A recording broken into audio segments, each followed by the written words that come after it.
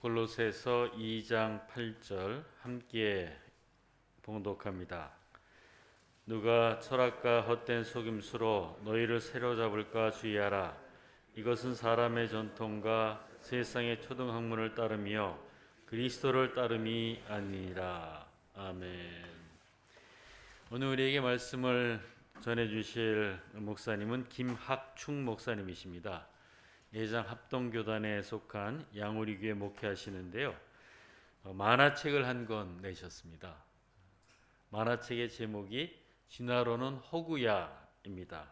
진화론은 가상소설이다 하는 말씀으로 제목으로 책을 내셨습니다. 혹시 꼭 필요하신 분은 저한테 오시면 한 권 드릴 수 있습니다. 오시고요.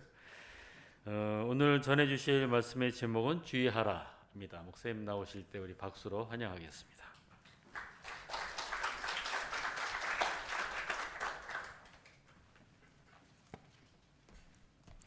세상에서 가장 귀하고 가치 있고 보람 있는 일들을 하는 여러분들과 함께 예배를 드리게 돼서 기쁘고 감사합니다. 오늘 말씀에 보면은 주의하라 라고 시작을 하고 있습니다. 뭘 주의하라 라고 말씀하느냐 하면은 철학과 헛된 속임수에 사로잡히지 않도록 주의하라고 말씀하고 있습니다. 인류의 조상 아담은 마귀의 말에 속아서 선악과를 따먹고 타락하고 말았습니다. 요한복음 8장 44절에 예수님께서 말씀하시기를 마귀는 거짓말쟁이요 거짓의 아비라고 말씀하셨습니다. 아담과 하와가 타락하게 된 것은 마귀의 거짓말에 속아서 타락하게 된 겁니다. 그 마귀는 오늘도 배고픈 사자같이 두루다니면서 삼킬 자를 찾고 있습니다. 마귀가 가장 즐겨 사용하고 가장 효과적으로 사용하는 무기는 거짓말입니다.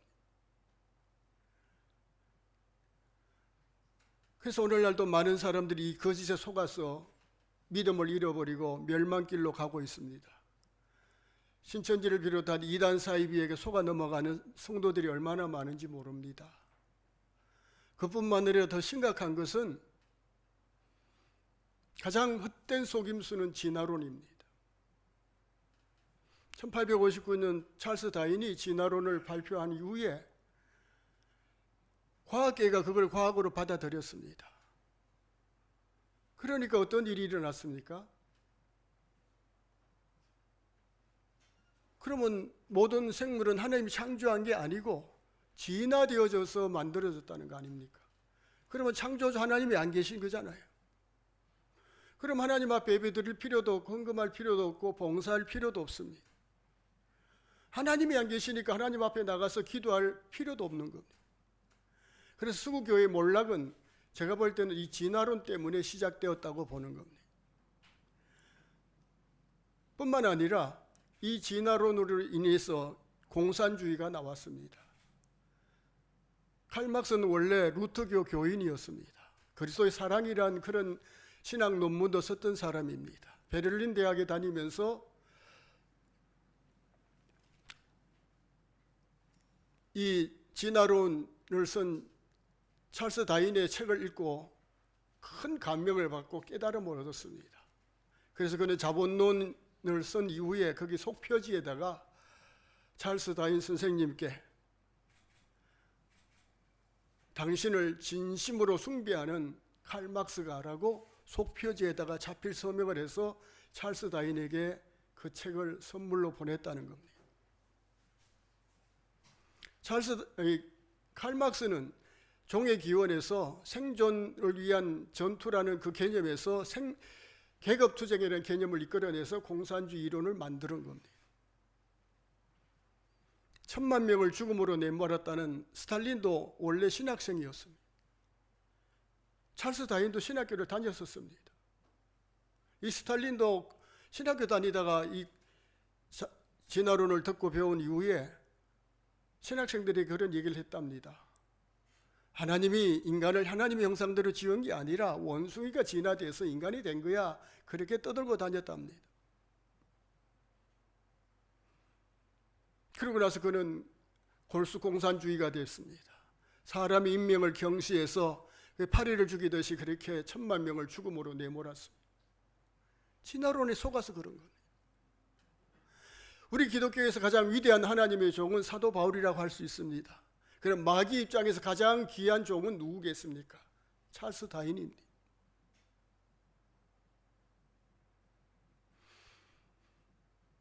이런 공산주의 이론이 나왔을 뿐만 아니라 오늘날도 이 진화론에 속아 넘어가는 사람이 한둘이 아닙니다. 최근에 들은 소식입니다. 팀 켈러라는 목사님은 지금 현재에서 가장 유명한 설교자 중에 한 분입니다. 저도 친구 목사의 소개를 들어서 그 책을 한 권 사서 읽다가 말았습니다마는 그분도 유신 진화론자가 되었답니다.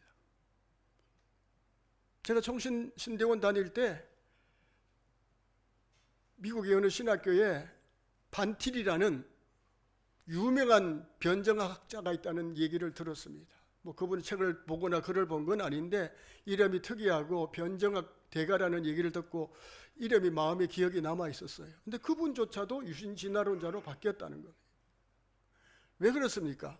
진화론이 너무나 과학적인 이론이기 때문에, 과학이니까, 이건 너무나 역사적인 사실이니까 성경을 진화론이 근거해서 해석을 하는 겁니다. 특별히 창조 이런 부분에 대해서는 하나님이 천지를 창조한 건 사실이지만 진화의 과정을 통해서 창조하셨다, 그렇게 믿는 것이 유신 진화론자입니다. 헛된 속임수에 속아 넘어가고 있는 겁니다. 우리 노예에서 가까이 지내는 목사님 한 분이 딸이 둘이 있습니다. 참 미인이에요. 첫째 딸은 서울에서 초등학교 교사를 하면서 얼마나 기도를 많이 하고 그랬는지 지금 사모님이 됐어요. 어떤 교회 기도원에, 세운 교회 기도원에 가는 휴게소에서 내리더니만 거기서도 전도를 하다는 거예요. 정말 순수하고 정말 주님이 기뻐하는 그런 믿음의 딸이 되어진 걸 봅니다. 근데 둘째 딸은 미국에 가서 최첨단 과학 박사학위를 받고 왔습니다. 그래서 박사학위를 받고 왔다는 얘기를 듣고 제가 진화론을 가상소설이라는 가제본을 주고 미국에서 박사학위를 받아온 박사님이 추천사가 있으면 좋겠다라고 부탁을 했습니다. 그래서 아버지가 책을 주면서 야, 읽어보고 추천사 하나 써줘라 그랬더니만 아빠, 진화론도 일리가 있는데요 그러면서 책을 겉뜻을도 안 본다는 거예요. 보수적인 교단의 목사의 딸이 그렇습니다. 그 맏딸은 아주 신앙이 너무너무 좋은데, 둘째 딸은 머리는 좋은데 어떤 하나님의 말씀에 대해 그대로 믿는 그런 부분이 약한 것 같아요. 이건 목사님의 잘못이 아닙니다. 어릴 때부터 진화론을 배우고 있기 때문에 그런 겁니다. 이재만 선교사님의 글을 보니까 지금 초등학교 3학년부터 진화론을 가르친답니다.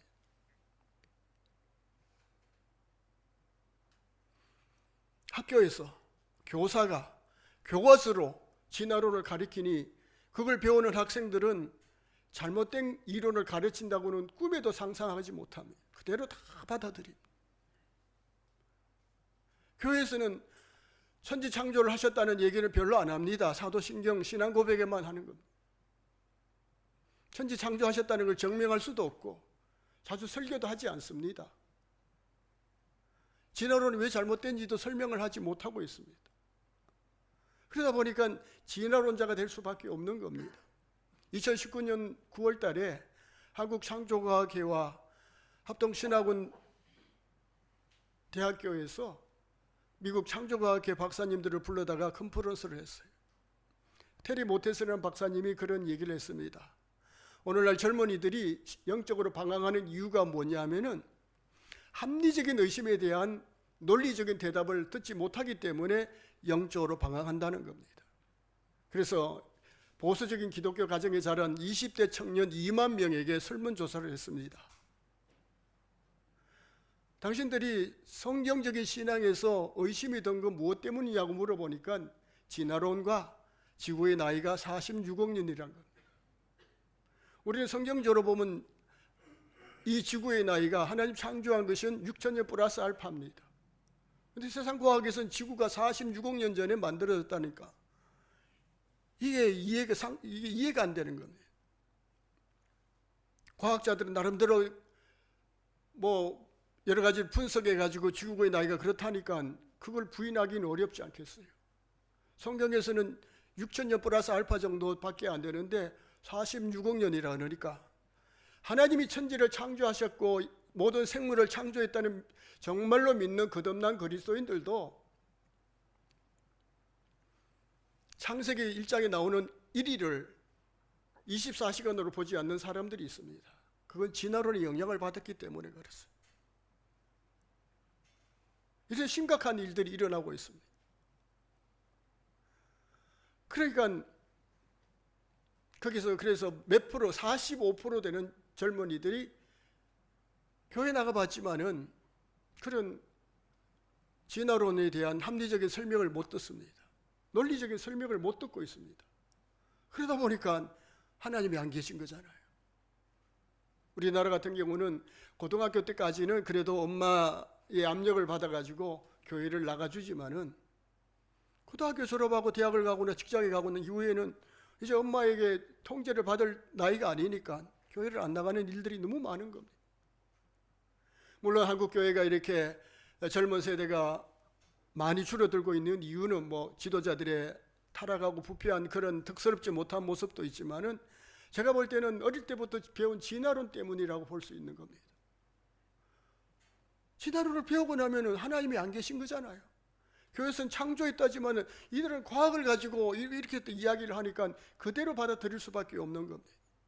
그런데 진화론은 헛된 속임수입니다. 2015년 어느 날 하나님께 저에게 진화론을 비판하는 책을 쓰라는 마음의 소원을 주셨어요. 제가 책을 써본 적도 없고 뭐 과학을 전공한 것도 아닌데 하나님이 그런 마음의 소원을 주셨어요. 그래서 순종해서 자료를 모아나가기 시작을 했습니다. 근데 2018년 2월 달에 우리나라 제일 유명한 이화여대 석좌 교수로 계시는 최재천 교수가 쓴 글을 봤습니다. 기린의 목이 왜 길어졌는지를 설명하고 있었어요. 라마르크는 높은 나무 가지에 달린 그 잎사귀를 뜯어먹으려고 목을 쭉쭉 뻗다가 보니까 목이 길어졌다 그러잖아요. 근데 나중에 획득 행질은 유전되지 않는다는 게 증명이 됐습니다. 그럼 뭐 운동선수 보디빌딩 하는 사람의 자녀는 그렇게 태어나야 되잖아요. 그게 아니거든요. 그래서 최근에 미국의 어느 교수가 연구해서 발표한 내용은 기린은 목을 가지고 싸운다는 거죠. 동물의 어우기 이런 걸 보면은 기린은 목을 가지고 옆구리도 치고 이게 자기끼리 싸웁니다. 그러면 목이 굵고 긴 녀석이 아무래도 싸움에서 이기겠죠. 암컷을 차지해서 새끼를 놓으면 이 새끼는 자기 아버지를 닮아가지고 목이 굵고 긴 녀석이 태어나겠죠. 그게 반복이 되다 보니까 기린의 목이 길어졌다는 것. 저는 그걸 딱 보면서 진화론의 관점을 딱 캐치가 되더라고요. 아, 진화론자들은 이렇게 보는구나. 그러면서 그동안 여러 가지 자료를 모았던 그 모든 것들이 딱 한순간에 열려지더라고요. 그러면 이 이론이 얼마나 모순됐냐 하면요. 양은, 순양을 이렇게 박치기 하고 싸웁니다. 이렇게 싸우면 효과가 없으니까 둘이 한 10m 정도 떨어져서 와서 팍 박치기 하고 또 떨어져서 와서 박치기 합니다. 그래서 우열을 가립니다. 그러면 목이 굵고 머리가 큰 순양이 승리하게 되고 암컷을 차지해서 새끼를 놓으면은 그 새끼도 아비를 닮아가지고 목이 굵고 머리가 큰 녀석이 태어나겠죠. 이론적으로. 진화론 이론적으로 보면 그렇습니다. 그러면 그렇게 수천 대를 흘러가는 동안에 그러면은 양의 머리는 어느 정도 돼야 되냐 하면 적어도 소머리만큼 커져 있어야 됩니다. 그런데 그렇지 않잖아요. 이게 진화론의 맹점입니다. 들으면 아주 기가 막히고 논리적이고 설득력이 있습니다. 그런데 그런 관점을 딱 보니까 이게 엉망인 거예요. 진화론이 왜 헛된 속임수인지를 제가 한 가지 더 설명을 드리겠습니다. 이건 학교에서 지금도 가르치고 있는 내용입니다. 공업 암화라는 그런 주제로 가르치고 있습니다.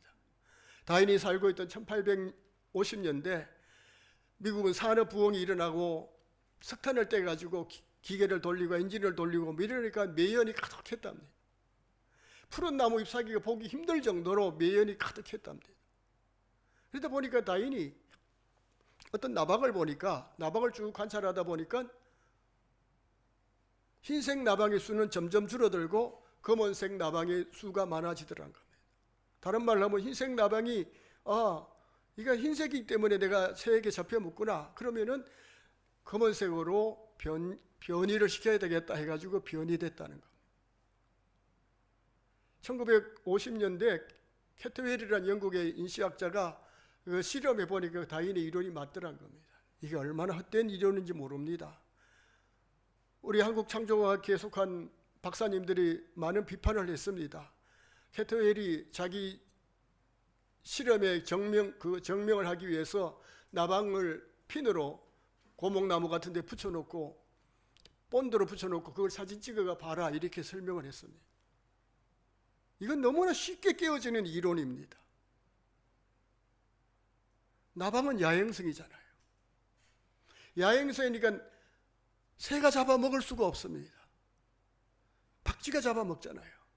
박쥐는 낮에는 보이지만 밤에는 안 보이니까 박쥐는 초음파를 발사해서 위치나 크기나 형태를 파악하고 가서 잡아먹습니다. 그러면 날개가 검은색이든 흰색이든 파란색이든 빨간색이든 전혀 상관이 없습니다. 그런데 학교에서는 이 공업아마라 그러면서 나방의 날개가 그렇게 변이 됐다라고 이야기를 하고 있습니다. 그러니까 나방이 야행성이라는 것 자체를 잊어버리고 새 같으면은 나비 같으면 얼마든지 그럴 수 있습니다. 나방은 야행성이니까 박쥐가 잡아먹으니까 박쥐도 눈에 안 보이니까 초음파를 발사해서 잡아먹으니까 이 얼마나 교묘한 이론입니까? 지금도 학교에서 교과서를 가르치고 있습니다. 그에서 진화론의 특징은 변입니다.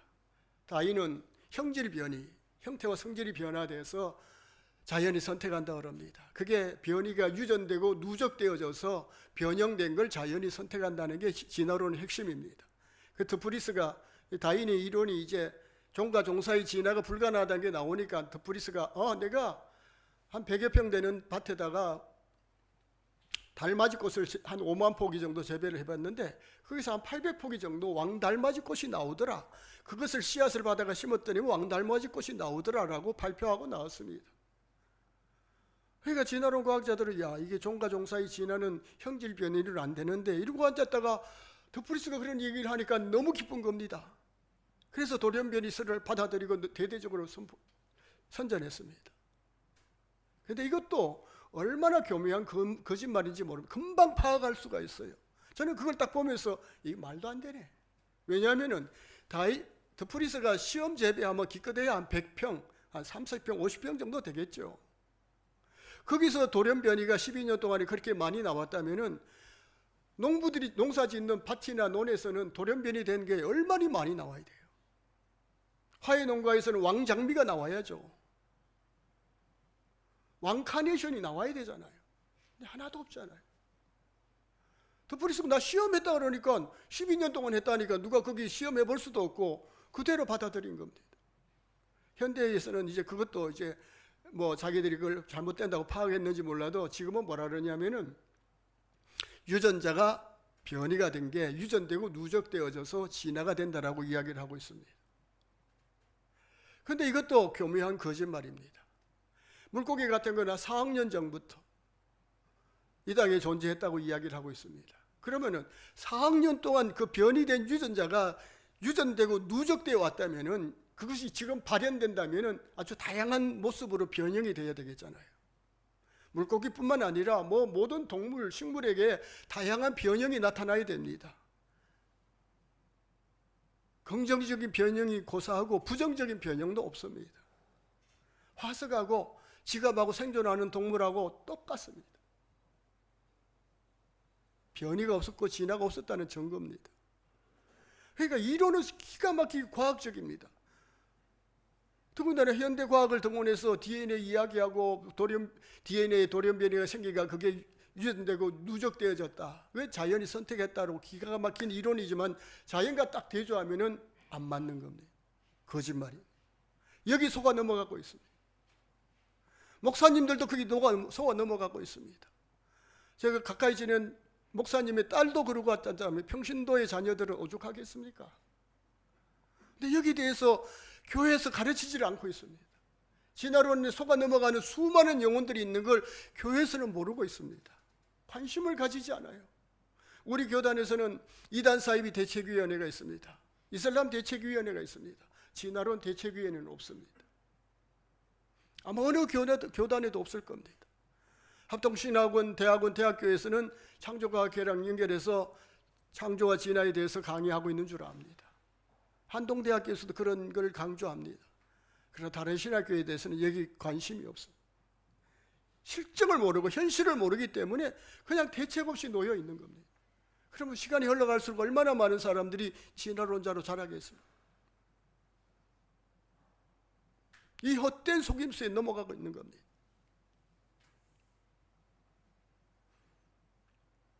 영국의 생물학자인 프란시스 크릭은 1980 그분은 DNA 이중 나사 구조를 규명해가지고 노벨 생리의학상을 받은 분입니다. 그분은 DNA 구조를 볼 때 생물이 우연히 만들어질 수 없다는 걸 그는 알고 있었습니다. 그래서 그는 그렇게 이야기를 하고 있습니다.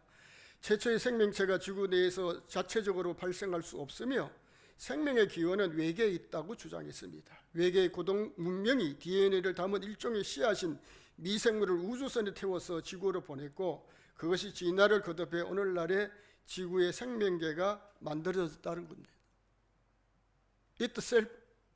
Life Itself라는 그런 책에서 그렇게 주장하고 있습니다.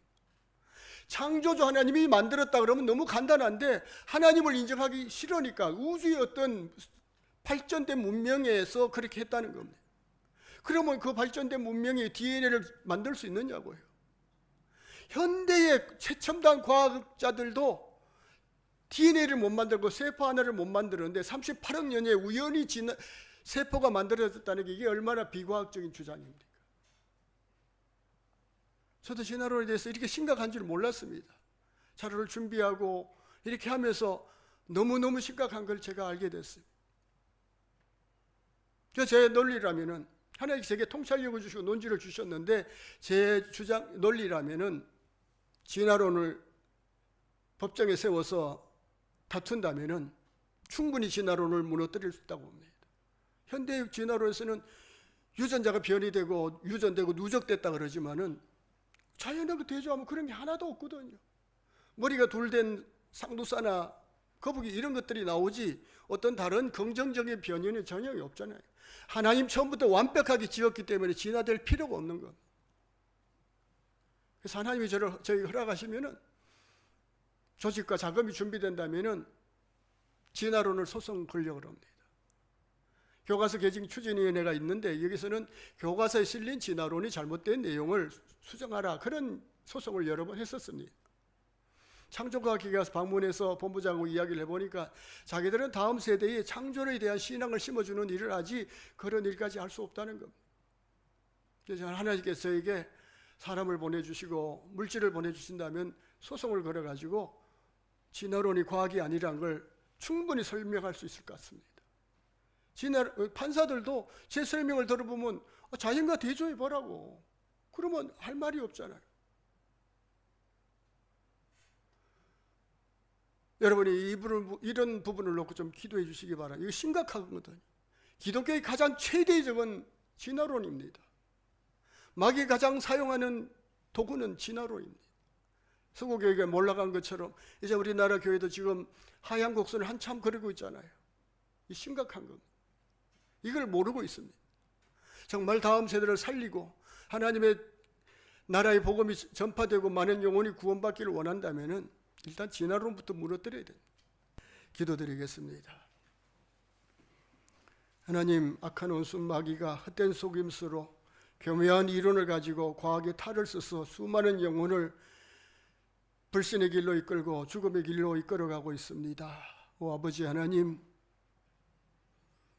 이 진화론이 허구란 사실을 논리적으로 과학적으로 상식적으로 분명하게 증명함으로 이 진화론을 과학에서 퇴출시키는 역사들이 일어나게 하셔서 수많은 영혼이 속아서 넘어와서 세상으로 나가지 아니하게 하시고 창조주 하나님을 인정하고 세상 사람들도 하나님께로 돌아오는 놀라운 역사가 일어나게 하여 주시기를 원합니다. 다음 세대를 염려하고 걱정하고 있는 이 시티의 방송국에도 우리 아버지께서 귀하게 사용하셔서 수많은 영혼을 구원하며 성도들에게 큰 믿음과 성장과 은혜를 끼칠 수 있는 귀한 하나님의 도구가 될 수 있도록 은혜를 더하여 주시옵소서. 일에 수고하는 모든 임직원들에게 우리 하나님께서 영육간 은혜를 더하시고 더욱 귀하게 사용하여 주시기를 원하오며 예수 그리스도 이름으로 기도드리옵나이다. 아멘. 지금은 우리 주 예수 그리스도의 은혜와 우리 아버지 하나님 놀라우신 사랑과 성령 하나님의 교제 감동 인도 충만함의 역사가 하나님의 나라를 위해서 수고하고 있는 여기 있는 모든 이들과 방송으로 보고 있는 모든 이들을 영육간과 그 가정과 한국교회 위에 이제부터 영원토록 함께 있을지어다.